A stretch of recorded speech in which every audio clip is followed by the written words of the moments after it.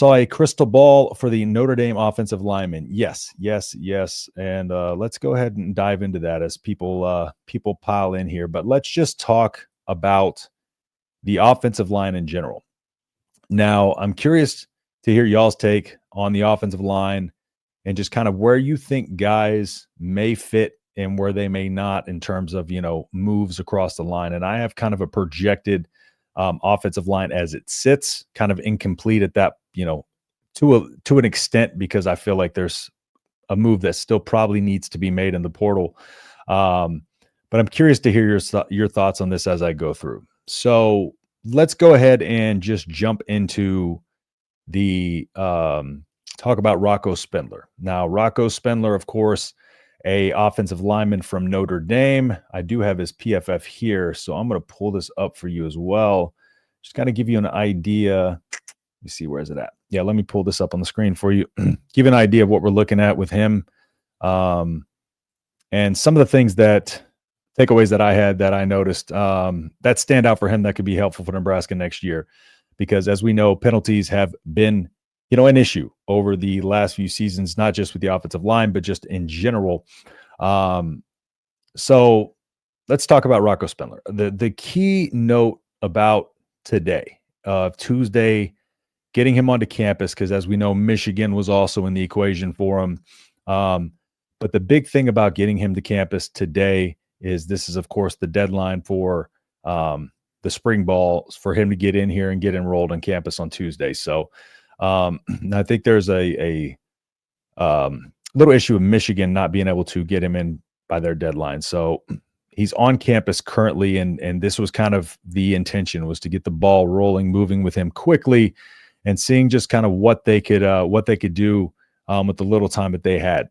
And so a couple of things to note about Rocco and talking about just overall, the penalties I was mentioning before. One of the biggest things, he has 0 penalties on 684 snaps on the season. So 0 penalties by him, and was the best red zone pass blocker all season for Notre Dame. And a couple of the issues that Nebraska had this year, pass blocking in the red zone play calling in general, but just overall in terms of their red zone play, having somebody who can come in here who is a, stout on that line of scrimmage. And as we go through his PFF grades here just a little bit, you can see kind of his progression over the last few years. So 65.8 there, 59.3, 64.3, and then this year 70.5. And that is with a quarterback, who moves around in the pocket a little bit. Riley Leonard, especially later on in the season, was kind of that guy who started to use his legs a little bit more. So hold on. Generation Bread, appreciate you, man. He's in the student directory now too. Yeah, but that's pretty common with anybody. We've had that kind of smoke signal in a lot of recruiting before, when we had guys come onto campus and they put them in the student directory or whatever, just to I'm not sure what the actual reason is, but in a lot of cases it ends up there. People take that as a sign of a commitment, and it doesn't actually end up being the case. But this one might be where there's smoke, there's fire, just because of that deadline I talked about. So looking into Rocco a little bit more. So as you see his development over the last few years, 6'5", 331 pounds, just a big guard, and somebody who's going to be able to come in and anchor this offensive line at a much needed position, because now it seems like left guard and right guard are pretty much locked down. And the question marks remain kind of outside of those positions, which I'll get into in just a second. But Nebraska did receive a crystal ball today for Rocco.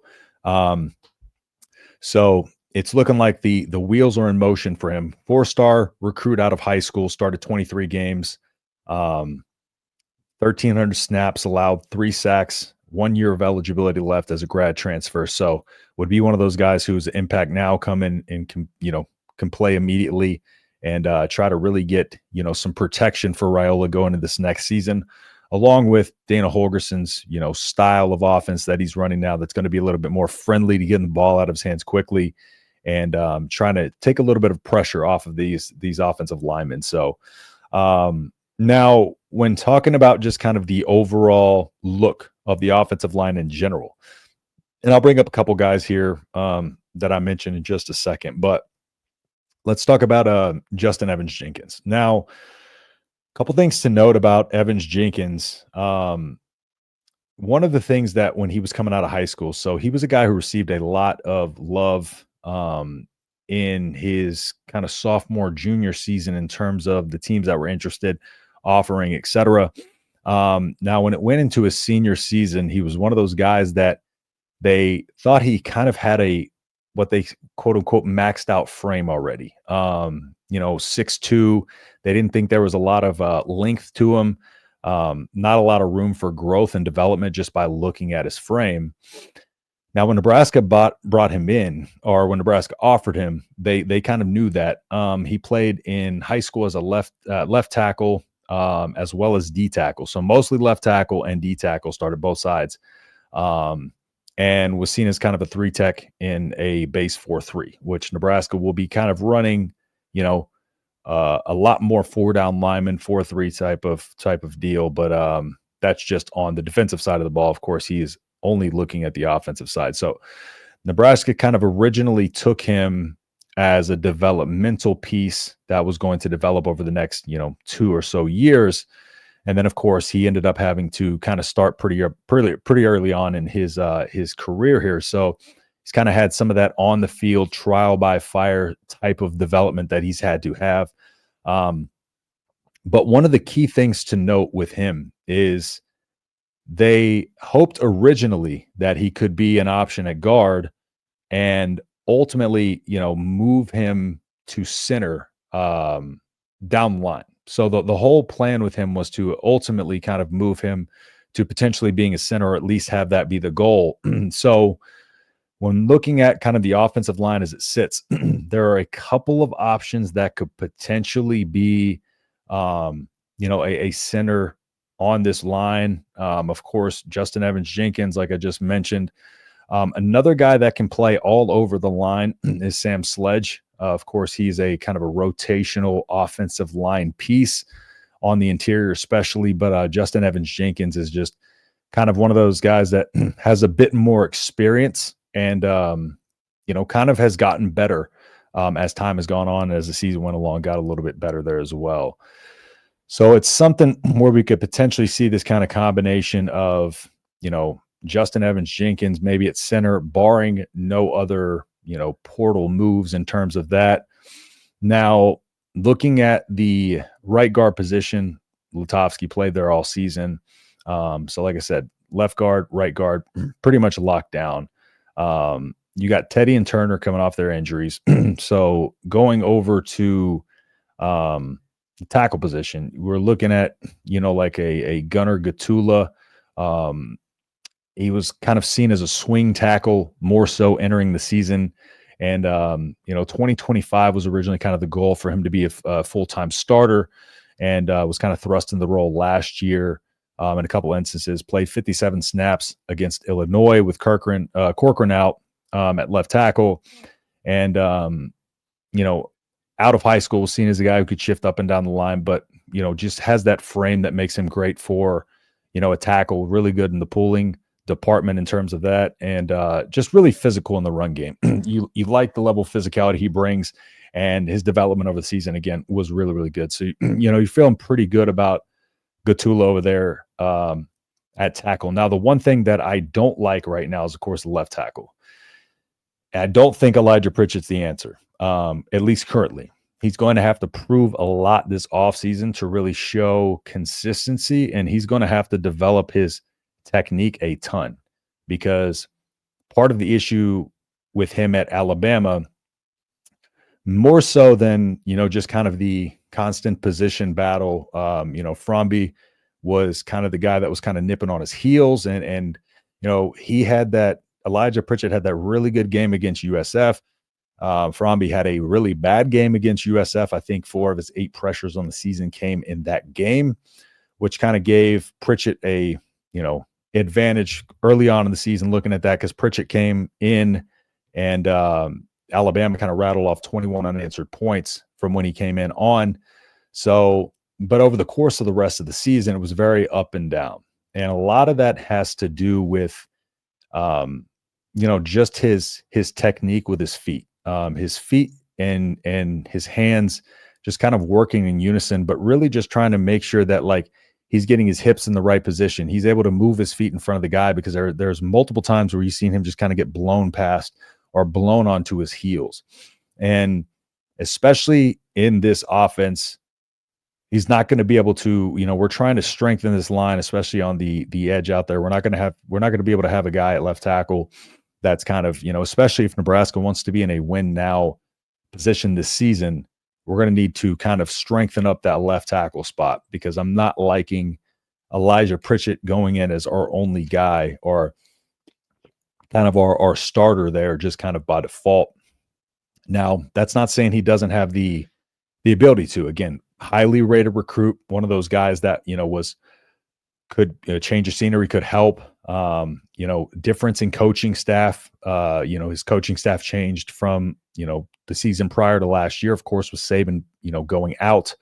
So a lot of those things also played an impact into kind of how he played over the last season. But again, just some of the things that show up on film are there for a reason. And none of that shows up on film has to do with kind of the coaching changes or anything like that. That's just his ability. And I do think Raiola can do some good things with people in a short amount of time, as he's shown to do. But again, I'd much rather try to go into the portal and try to find a stronger, for sure left tackle, and at least kind of have that option, if it's not Elijah Pritchett, to have somebody else there that kind of has experience that we think could possibly slide into that role as well. So, because Shiaz Pete was one of the guys that was also, vying for, time or trying to commit here as well, or Nebraska was trying to land him, but that didn't go as well. So I still want to see another tackle that Nebraska can bring in here for sure. So, but overall, I like what they've done with the line so far. Just that one outstanding piece that they really need on the left side. That's going to be the biggest and most important part. But overall, can't be too upset at what they've done with the line thus far. So, now let's kind of dive over into some positions of need. And now I know each and every one of us kind of has our opinion about, what positions we still need and stuff like that. And of course, a lot of the defensive line stuff has been addressed in the portal. We've solidified a lot of positions and depth on the defensive line, and the linebacker core and the defensive back room. Now, one of the biggest positions of need, and this is going to be kind of more so less with those even fronts and more with the 3-man odd fronts, but the big, to put it literally, the big piece on that D-line last year, minus Ty Robinson, was Nash Hutmacher at the nose tackle. So that zero nose kind of on that 3-down lineman. The zero nose is very important in terms of kind of disrupting in what Nash, did last season, and what their role isn't necessarily supposed to show up every time on the stat sheet. Let me get this off the screen real quick, and then I'll go back into some of the offensive line PFF grades here in a second. But now the job of a nose is to kind of just take on as many blockers as you can and free up those edge rushers, free up those linebackers, try to get the numbers on your side essentially. So it's a disruptor. One of the hard parts about a nose tackle or getting a nose tackle is you don't necessarily want somebody who, quote unquote, can play the nose. What you really want to have is a guy who is a nose tackle playing that position. So, looking at kind of the depth chart for the bowl game last week of the season, they had Elijah Judy listed as that second on the depth chart nose tackle, which probably isn't going to be Elijah Judy playing that position. Couple names thrown out there, potentially Riley Van Poppel, but again, Riley Van Poppel just not, he's one of those guys who won on the outside, but he's not big enough to play that nose, right? He's going to be a defensive line. Like he doesn't have the size to play that nose unless he gets up, kind of pretty well over 300 pounds. So again, that's one of the big positions that Nebraska still needs to kind of hammer down, is that replacement for Nash Hutmacher over there in the middle of the D line. But again, just kind of with a little bit more of the even fronts, with Butler in there, that'll help things a little bit. As it's less of just a 3-3-5, and it's going to be more of a variation of different fronts this season than we saw under Tony White last season. Now let's run through the running back room, and I'll dive into comments here. Why so hard for Nebraska to lock in off and defensive linemen? Offensive linemen and defensive linemen. I think right now, just with offensive line and defensive line in general, offensive line especially, it's really hard. You got to understand it. It's hard to find a really like high level offensive line in general, like an offensive lineman in general, let alone in the portal. So I think it's kind of a difficult task for every team trying to kind of get those guys that they want landed and submitted, because I feel like these offensive linemen have a lot of options, because it's slim pickings for these guys at the top end, So it's going to be one of those things where it's, Nebraska is still going to have to kind of develop these offensive linemen, because one of the biggest things that I've talked about and still firmly believe is offensive line is specifically one of those, position groups that has to be built up as a unit. So it needs that kind of cohesion and camaraderie of guys who have played together. And, that's why patchworking kind of an offensive line together in the portal isn't really going to breed success. It's one of those things where you have to have those guys who have kind of developed, played together, and then here you add a piece over here, you add a piece here, maybe one or two pieces to that to kind of bolster that line. But you really want guys who have worked alongside each other, trust each other, know how each other play, and also the quarterback, trusts, they know how the quarterback plays, etc. That's the key to a successful offensive line. And I think that's what makes it that much harder to build, a line, is you got a lot of options out there. You got to have depth pieces, but you also got to, be able to kind of land those home run hitters. And you do have guys like, a lot of these offensive linemen, especially, guys like Elijah Pritchett, probably want to come over and start immediately. Pritchett is not necessarily going to want to be in a position battle again. Now, the way Matt Rule runs things, especially, with him being a new guy to this team, he's going to have to come in and earn it. And of course, he's probably not promised a starting position on this offensive line, but that's one of the hard parts is these guys are going to want to come over. They're going to want to almost be guaranteed that position. And it's really, really hard to navigate offensive linemen. They're few far and in between. It's a lot easier to find high-level wide receivers, a lot easier to find high-level running backs than it is to find really high-level offensive linemen. And so that's what makes, kind of, these guys that we've talked about before with like your Shiaz Pete or, with Rocco Spindler, that's what makes them such hot commodities and why we're talking about them so much whenever we have an opportunity to land them, just because that is kind of a rare instance. And it is very hard, especially to land a guy from Notre Dame who comes in with, some accolades, no penalties, and, literally the best red zone pass blocker that Notre Dame had last season. So very, very hard. And they command a lot of money. So that is one of the things when you supply and demand, they're an exclusive position. They're going to command more money. They're going to command more demands and promises. So need another true defensive tackle, offensive tackle, big running back.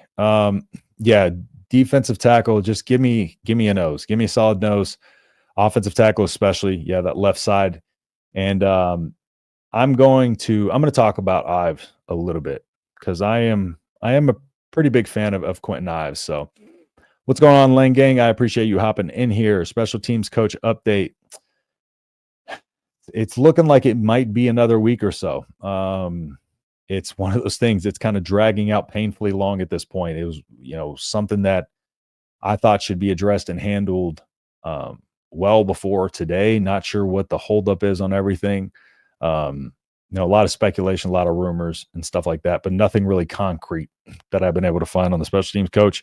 Hopefully, not a committee type of deal, not a committee approach, because that's the last thing we want. It's kind of an all hands. We need a specific special teams coach to be able to come in here and really handle the special teams unit, because it needs a high level coach to kind of remold it and change what it was last year. Because as we know, last year was not very kind to us. The really good offensive line and D line, everyone is after, and they cost a lot. Yeah, exactly. It's simple supply and demand, right? If you have a position that a lot of people want, not a lot of people there to choose from, you're going to be able to demand a lot more money. So